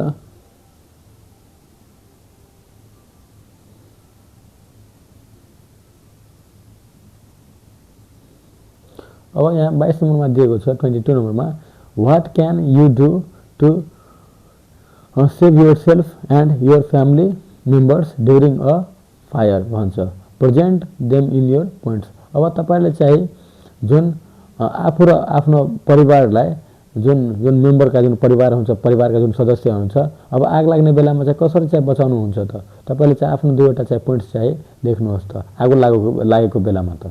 ल अब चाहिँ यसलाई चाहिँ लेख्दाखेरि I can do these following steps during a fire to prevent my family and family members छ के भन्छ आगो लागेको बेलामा चाहिँ म के गर्छु त यो तलका दिएका चाहिँ स्टेपहरू चाहिँ गर्छु के त आगो लाग्दाखेरि आफ्नो फ्यामिलीलाई चाहिँ जोगाउनको लागि चाहिँ भन्छ।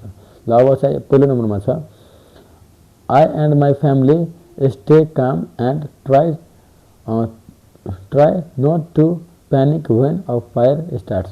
अब म र मेरो जुन परिवार छ के हुन्छ त शान्त भएर चाहिँ बस्छु र ट्राई टु नट प्यानिक। अब चाहिँ जहिले चाहिँ आगो लाग्छ कतै चाहिँ आगो लाग्छ त्यस्तो बेलामा चाहिँ हामी हतार हतार गर्दैन बिस्तारै चाहिँ के हुन्छ त शान्त भएर चाहिँ के गर्छु त्यसको चाहिँ कसरी चाहिँ समाधान गर्न सक्छ त्यसको बारेमा चाहिँ मजाले चाहिँ के गर्छु त सोच्ने विचार गर्छु। ल 2 नम्बरमा छ वी क्विकली गो आउटसाइड। अब through the nearest safe door और विन्डो।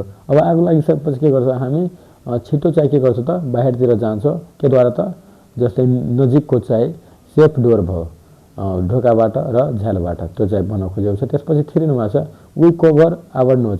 अब आग लागेको बेलामा हामी चाहिँ के गर्छौँ त आफ्नो नाक चाहिँ बन्द गर्छौँ एन्ड माउथ मुख पनि बन्द गर्छौँ विथ अ वेट क्लथ। अब सुक्खा कपडालाई चाहिँ हामी के गर्छौँ त यो आफ्नो मुख चाहिँ छोप्छौँ and stay safe from smoke. अब धुलो नआओस् यताउति केही नहोस् केही गन्ध चाहिँ नआओस् त्यसको लागि हामी के गर्छौँ नाक र मुखलाई चाहिँ के गर्छौँ त एउटा सुक्खा कपडालाई चाहिँ छोपेर के गर्छौँ त हामी स्मोकलाई चाहिँ आफ्नो त्यो मुखभित्र चाहिँ पस्न दिँदैनौँ, नाकभित्र चाहिँ पस्न दिँदैनौँ, त्यो चाहिँ कभर गरेर राख्छौँ।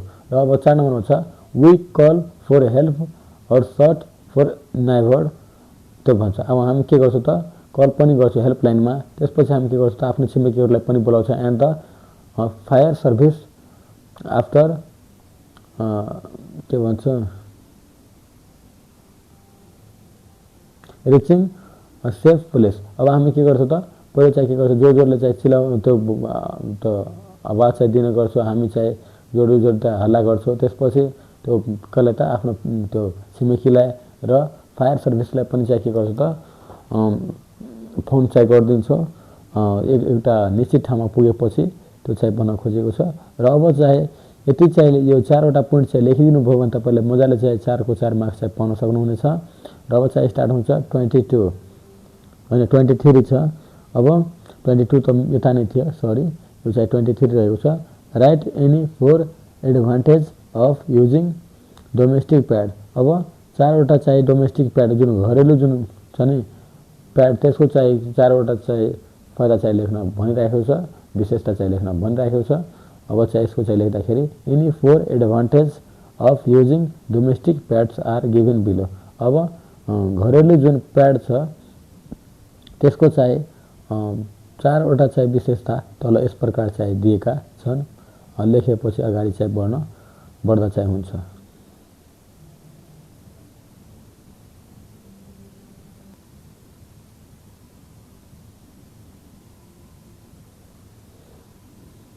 अब यहाँ चाहिँ लेख्दा यो डोमेस्टिक प्याडको यो चाहिँ किन चाहिँ एडभान्टेज छ त, अब चाहिँ यसको चाहिँ एन्सर लेख्दाखेरि पहिलो नम्बरमा छ कम्फोर्ट। अब यो चाहिँ के हुन्छ त कम्फोर्ट चाहिँ हुन्छ, लगाउँदाखेरि यता इरिटेसन खालको नहुने, केही खालको समस्याहरू नदेखिने, त्यो चाहिँ हो कम्फोर्ट चाहिँ हुन्छ। हामी कुनै लुगा लगाउँछौँ नि त हाम्रो कम्फोर्ट भयो, इरिटेसन हुने खालको छैन भने के हुन्छ त्यो नै राम्रो हुन्छ, त्यसैले चाहिँ यो कम्फोर्ट भयो। पहिलो चाहिँ पोइन्ट चाहिँ के छ त कम्फोर्ट, अलिक सुहाउँदो खालको। ल अब चाहिँ यसको चाहिँ एन्सर लेख्दाखेरि domestic pads are designed to be के भन्छ सफ्ट। अब यो चाहिँ के हुन्छ मुलायम पनि हुन्छ, नरम पनि हुन्छ, टु कम्फोर्टेबल। अब यो चाहिँ के हुन्छ त एउटा कम्फोर्टेबल पनि हुन्छ, लगाउँदाखेरि चाहिँ के हुन्छ त त्यति चाहिँ अप्ठ्यारोमा पर्दैन। एन्ड अगेन्स्ट द स्किन, अब यो चाहिँ के हुन्छ यो छालामा पनि चाहिँ के हुन्छ त त्यति चाहिँ त्यो असर गर्दैन छालालाई। त्यसपछि रिड्युसिङ इरिटेसन, मैले भने इरिटेसनलाई पनि चाहिँ के गर्छ त कम गर्छ। र ड्युरिङ युज, अब यो चाहिँ गर्दा इरिटेसन पनि त्यति हुँदैन, स्किनलाई पनि असर गर्दैन, त्यो चाहिँ लगाउँदा पनि कम्फोर्टेबल हुन्छ। र यो छुँदा पनि चाहिँ के हुन्छ त यो नरम चाहिँ हुन्छ यो डोमेस्टिक प्याड। अब 2 नम्बरमा छ के भन्छ अब्जर्भेन्सी भन्छ। अब दे आर हाइली के भन्छ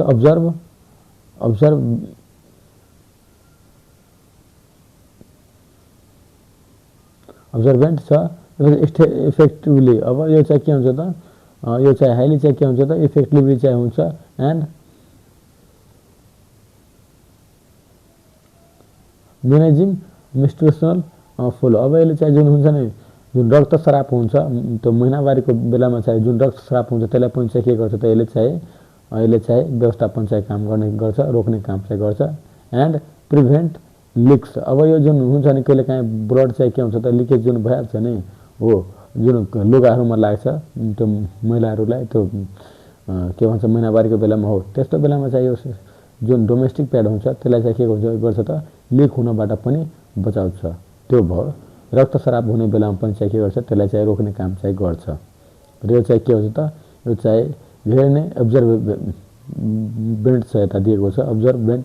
अब यसको अर्थ भयो यसले चाहिँ छिटो चाहिँ के गर्छ त त्यो जुन रगत हुन्छ त्यसलाई चाहिँ सोच्ने काम चाहिँ गर्छ भन्न खोजेको छ र त्यसलाई चाहिँ लिक हुन दिँदैन, त्यो चाहिँ भयो। त्यसपछि 3 नम्बरमा छ कन्भेनियन्स छ। अब they are easy to use, अब यो चाहिँ के गर्न त सजिलो छ त यसलाई प्रयोग गर्ने पनि तरिका जुन छ त्यो सजिलै चाहिँ गर्न सकिन्छ। And dispose of making them and convenient option for daily use, अब यो चाहिँ के हुन्छ त यो प्रयोग गरिसकेपछि यसलाई डिस्पोज पनि गर्न सकिन्छ, यो चाहिँ कुहिने खालको नै हुन्छ, यो होइन कि एकपटक चाहिँ प्रयोग गरेर चाहिँ राखिदियो भने यो अथवा केही जमिनमा गाडिदियो भने यो चाहिँ कुहिने खालको हुँदैन। यो चाहिँ के हुन्छ त सजिलै चाहिँ कुहिने खालको पनि हुन्छ, के भन्छ इको फ्रेन्डली हुन्छ, त्यो चाहिँ बुझ्नुपर्छ र convenient option for daily usages त्यो चाहिँ भयो। ल अब 4 नम्बरमा दिएको छ त यसकै 4 नम्बर यो 23 को चाहिँ के छ त यो 4 नम्बर भेराइटी। अब they come in various size. अब यो चाहिँ के हुन्छ जस्तै 12 वर्षको पनि त्यो महिलाहरूको त्यो केटीहरूको लागि चाहिँ आउँछ र 20 वर्ष भयो 25 वर्ष भयो त्योभन्दा बढीको लागि पनि साइज अनुसार चाहिँ हुन्छ। अब त यो प्रयोग गर्ने चाहिँ एज चाहिँ कति छ त्यो एजमा भर पर्छ। त्यो एज अनुसार चाहिँ के गरेको हुन्छ त त्यो चाहिँ बनाइएको हुन्छ के त यो डोमेस्टिक प्याड। त्यसपछि के छ they come in various size and absorbency level allowing users to choose the best option for their individual needs. अब यो चाहिँ के गर्छ एउटा व्यक्तिलाई एउटा महिला जुन हुन्छ जसले चाहिँ यो सेनिटरी जो के भन्छ सेनिटरी भन्छौँ डोमेस्टिक जुन प्याड छ त्यो चाहिँ प्रयोग गर्छ हो। तिनीहरूले चाहिँ आफ्नो आवश्यकता अनुसार हो त्यो चाहिँ र आफूले चाहिँ कुन साइज चाहिँ मनपर्छ त्यो साइज पनि छनौट गरेर चाहिँ यसको प्रयोग गर्न सकिन्छ त्यो चाहिँ भयो। ल अब 24 नम्बरमा छ right any 4 rules of kabaddi game. अब कबड्डी गेमको चाहिँ 4वटा नियम चाहिँ लेख्नुहोस् र यसको चाहिँ आन्सर लेख्दाखेरि any 4 rules of kabaddi game are given below. अब कबड्डी गेमका चाहिँ 4वटा नियम चाहिँ यस प्रकार छन् भनेर चाहिँ लेख्न सकिन्छ। र पहिलो छ यता 1 नम्बरमा each team has 7 players with 5 substitutes. अब हरेक चाहिँ के हुन्छ त टिममा चाहिँ 7 जना चाहिँ खेलाडी हुन्छ र 5 जना चाहिँ के हुन्छ सब्स्टिट्युट्स। यसमा चाहिँ के हुन्छ सब्स्टिट्युट्स भनेको एउटा खेलाडीलाई के भइहाल्यो भने त्यसको चाहिँ सट्टामा गएर चाहिँ खेल्ने त्यो भयो सब्स्टिट्युट्स। प्रतिस्थापन भन्छ नेपालीमा हो, चेन्ज गर्न मिल्ने खालको। जस्तै 7 जना खेलाडी छ अब कसैलाई चाहिँ खुट्टामा चाहिँ चोट लाग्यो कोही चाहिँ खस्यो अब त्यस्तो बेलामा चाहिँ केही समस्या भयो भने चाहिँ के हुन्छ त यो 5 जनाबाट चाहिँ 1 जना के गर्छ त यसमा चाहिँ जान्छ। त अब यसमा जान्छ त कति हुन्छ यता चाहिँ 4 जना रह्यो। अब यो 7 जनाबाट चाहिँ यहाँ चाहिँ के हुन्छ त 1 जना चाहिँ यसमा जान्छ त यसमा पनि 5 जना भइहाल्यो र यसमा पुरा 6 जना छ र यो 5 जनाबाट यसमा गयो भने यहाँ पनि चाहिँ के हुन्छ त 7 जना भयो। भन्नाले 1 जना जुन छ नि 7 जना यहाँ मान्छे थियो 1 जनालाई चाहिँ केही भयो। फेरि म भन्छु कन्फ्युज नहुनुलाई जस्तै यहाँ 7 जना मान्छे छ र 1 जनालाई चाहिँ केही भयो त यहाँको 1 जना जुन छ यहाँ चाहिँ जान्छ त यहाँ चाहिँ कति जना रह्यो त अब 6 जना रह्यो र यहाँको चाहिँ जुन 5 जना छ त्यो चाहिँ के हुन्छ त यसमा चाहिँ जान्छ खेल्नलाई सब्स्टिट्युट्समा।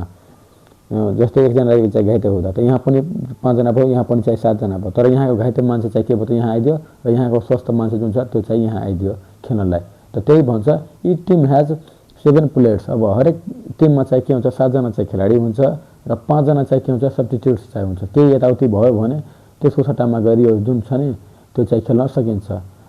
तर यो 7 जना चाहिँ स्वस्थै छ केही भएको छैन यताउति सब कुछ कुरा फिटफाट छ भने यो 7 जनाले खेल्न पाउँछ सब्स्टिट्युट्सको चाहिँ केही काम हुँदैन। तर केही दुर्घटनावश चाहिँ केही भयो भने मात्रै चाहिँ सब्स्टिट्युटले चाहिँ खेल्न पाउँछ त्यो चाहिँ बुझ्नुपर्छ। र 2 नम्बरमा छ म्याच ड्युरेसन कतिको हुन्छ त 20 मिनटको हुन्छ त्यो चाहिँ भन्छ। त्यसपछि 15 मिनटको हुन्छ।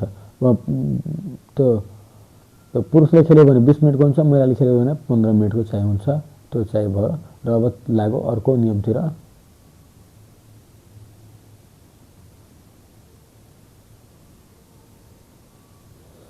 त्यसपछि रेडर छ।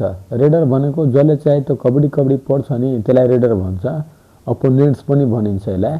जस्तै रेडर जस्तै जसले कबड्डी पढ्छ नि हो त रेडर मस्ट चान्ट कबड्डी त्यो हुन्छ। अब जुन जसले चाहिँ आफ्नो अपोनेन्ट टिमसँग चाहिँ खेल्छ हो त्यसलाई चाहिँ के गर्नुपर्छ त त्यो बिचबिचमा चाहिँ त्यो सास नरोकिकन त्यो हुन्छ नि हो त्यस्तो बेलामा चाहिँ रेडरले चाहिँ के गर्नुपर्छ बिस्तारै सास त लिनै पर्छ तर सास चाहिँ पुरै चाहिँ त्यो गर्नु भएन रोक्नु भएन। त्यस्तो बेलामा चाहिँ के हुन्छ त हल्का हल्का सास लिँदै चाहिँ के हुन्छ त नथाकिकन चाहिँ के गर्नुपर्छ त कबड्डी चाहिँ त्यो भन्दै चाहिँ के गर्नुपर्छ त यो चाहिँ चान्ट गर्दै चाहिँ के हुन्छ त यो कबड्डी चाहिँ खेल्नुपर्छ। त्यसको 4 नम्बरमा छ the team with the most points win. अब जसको चाहिँ टिमले चाहिँ जति पोइन्ट्स चाहिँ स्कोर गर्छ त्यसको आधारमा चाहिँ के हुन्छ त कबड्डी गेममा चाहिँ के हुन्छ जित चाहिँ हुन्छ। ल यति चाहिँ भइसकेपछि यहाँ छ 25 नम्बरमा draw a neat human figures displaying the pose of a women breastfeeding her baby. अब एउटा चाहिँ के गर्नुहोस् त ड्र चाहिँ गर्नु के को त ह्युमनको ह्युमनमा पनि महिलाले चाहिँ के गर्छ त आफ्नो बच्चालाई चाहिँ एउटा महिलाले चाहिँ भयो आइमाईले चाहिँ के गर्छ त आफ्नो बच्चालाई दुध खुवाएको चाहिँ चित्र चाहिँ कोर्नुहोस्। र मैले चाहिँ यो चाहिँ ड्रइङ चाहिँ गरेको छैन, यो एडिट गरेर मैले चाहिँ यता चाहिँ हालिदिएको छु। तपाईँहरू चाहिँ यस्तै खालको चाहिँ के गर्नु होला त यो तपाईँले चाहिँ यो प्रश्न चाहिँ सोध्यो भने बोर्डमा यस्तै खालको तपाईँहरू चाहिँ के गर्न सक्नुहुन्छ त यो ड्रइङ चाहिँ गरेर चाहिँ लेखिदिनु होला। र यो मैले चाहिँ ड्रइङ गरेको होइन, यो चाहिँ एडिट गरेर मैले चाहिँ फोटो चाहिँ यता हालिदिएको छु तपाईँले चाहिँ बुझ्न सजिलो होस् भनेर मैले चाहिँ यसरी चाहिँ यो गरिदिएको छु। र तपाईँहरूले चाहिँ यो भिडियो चाहिँ कस्तो लागेको छ र तपाईँहरूले चाहिँ आफ्नो चाहिँ प्रतिक्रिया दिन चाहिँ सक्नुहुन्छ। र मैले चाहिँ जुन जति पनि सेटहरू छ त्यो चाहिँ एउटै भिडियोमा चाहिँ मैले कभर गर्ने चाहिँ प्रयास गरिराखेको हुन्छु। त्यसैले चाहिँ यो जुन छ भिडियो चाहिँ लामो चाहिँ भइराखेको चाहिँ हुन्छ। त्यसैले चाहिँ तपाईँले चाहिँ म सके जति चाहिँ के गर्छु त एउटै भिडियोमा चाहिँ जति बेसी कन्सेप्टहरू छ यताउति जे जति छ त्यो चाहिँ सम्झाउने चाहिँ प्रयास चाहिँ गर्छु। सो तपाईँहरूले चाहिँ भिडियो चाहिँ लामो भए पनि चाहिँ तपाईँहरूले चाहिँ ध्यान दिनुपर्छ त तपाईँहरूलाई यो भिडियोलाई चाहिँ अन्त्यसम्म चाहिँ हेरिदिनु होला, किनभने यो भिडियो चाहिँ बनाउनलाई मलाई धेरै नै मेहनत चाहिँ गर्नुपर्छ। र यो भिडियो जुन म चाहिँ रेकर्ड गर्छु त्यो रातिको समयमा नै बढी चाहिँ बनाउने चाहिँ गर्छु, दिनभरिमा मलाई चाहिँ त्यति फुर्सद हुँदैन। तर म चाहिँ तपाईँहरूको लागि चाहिँ आफू चाहिँ टाइम भ्याएर जे जति हुन्छ रिसर्च चाहिँ गरेर खोज गरेर चाहिँ जे जति हुन्छ तपाईँहरूलाई चाहिँ यो जुन मोडल सेटहरू छ त्यो चाहिँ तपाईँहरूलाई चाहिँ प्रोभाइड चाहिँ गरिराखेको हुन्छु। र तपाईँहरूलाई चाहिँ अब कुन चाहिँ फ्युचर्समा चाहिँ तपाईँहरूले चाहिँ कुन चाहिँ सब्जेक्टको चाहिँ भिडियो चाहिँ चाहिन्छ त्यो पनि चाहिँ तपाईँहरूले चाहिँ कमेन्ट गर्न सक्नुहुन्छ। र मैले चाहिँ तपाईँहरूको डिमान्ड अनुसार चाहिँ मैले चाहिँ तपाईँहरूलाई चाहिँ भिडियो बनाएर चाहिँ पक्कै पनि चाहिँ लिएर चाहिँ आउने छु। र तपाईँहरू चाहिँ के गर्नु होला त यो भिडियोलाई चाहिँ मजाले चाहिँ लाइक गरिदिनु होला र भिडियोलाई चाहिँ बनाउन धेरै नै मेहनत गर्नुपर्छ। र च्यानललाई पनि सब्सक्राइब गरिदिनु होला र आफ्नो साथीहरूसँग चाहिँ सेयर गरिदिनु होला ताकि उनीहरूलाई पनि के होस् त यो जुन क्लास 8 को जुन छ नि त्यो चाहिँ परीक्षाको चाहिँ तयारी गर्न चाहिँ सजिलो होस्। र होस् त यदि होस् त अब म चाहिँ बिदा लिन चाहन्छु र तपाईँहरूले चाहिँ भिडियोलाई चाहिँ लास्टसम्म चाहिँ हेरिदिनु भएकोमा तपाईँहरूलाई चाहिँ धेरै धेरै धन्यवाद।